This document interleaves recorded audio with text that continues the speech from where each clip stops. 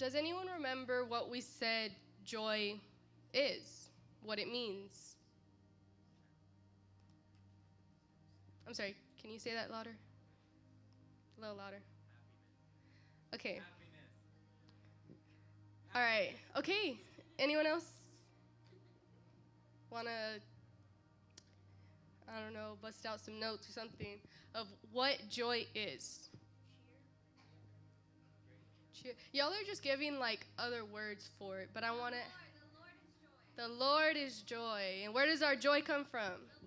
The Lord. Yes. But I do want to talk about how Richard said joy is happiness. Well, let me tell you something. Joy is not happiness. We're going to talk about that. So the definition of happiness is feeling or showing pleasure or contentment. And the second definition I found is fortunate or convenient. So all that definition tells me, both of those definitions, all they tell me is that happiness is based off of something that happens. So if I were to hand Gracie $1,000, would you be happy? Yeah. If I handed you a penny, would you still be happy? You'd be happy? Okay, what if I said, I'm going to give you $100 and I don't give it to you? Would you be happy? No. You see how it depends on what happens that people are happy. The difference with happiness and joy is that joy is something that only God gives us, and it's within us. So it doesn't matter what happens. Our joy does not depend on an event or a circumstance. Do y'all understand that?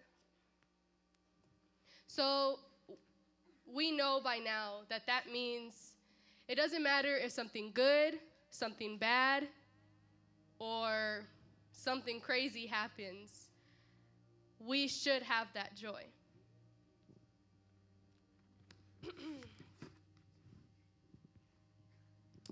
So,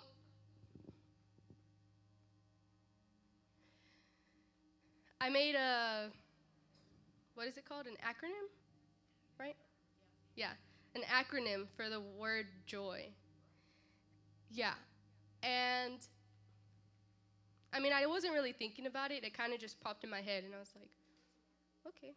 So an acronym is like you have a word, and you like put other words with the letters of those, with those letters. But anyways, so I'm going to tell you what the acronym is. So joy is spelled how? J-O-Y. So this acronym I made says Jesus over yourself.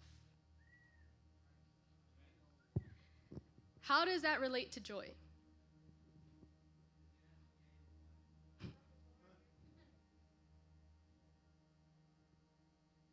Okay, because remember we said according to us, according to a human being, we are happy if something good happens. We are happy if we get something that we want, right? But according to God, we are full of joy no matter what. So you can say joy, to have joy in you, you have to be selfless. Because if you do not put Jesus first in your life, how can you be full of joy? If you forget the simple things that he has taught you. Because when something bad does happen to you and you're no longer happy and you're supposed to have joy, if you forget everything that God has taught you, how will you react to that? How will you respond to it? Like, give me answers.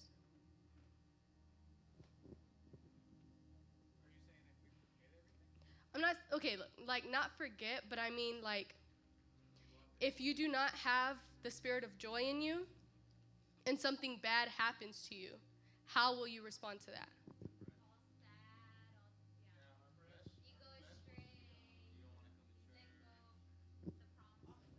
Exactly. You go based off of what you know, what you think, what you feel, right? Instead of going based off of what the Word tells us, what the Spirit of God tells us, what everything God's Word has taught us, right? Which is we should live by the Spirit. We should walk in the Spirit. And if we are, then that joy is never going to end, no matter what happens. So, for the first point that I have for y'all, I put, my life does not belong to me. And we briefly talked about this in Joy Part 1, but I brought it back just so we can really understand it. So this also, kind of goes into the being selfless. If you have joy, you are selfless. Because if we base our joy on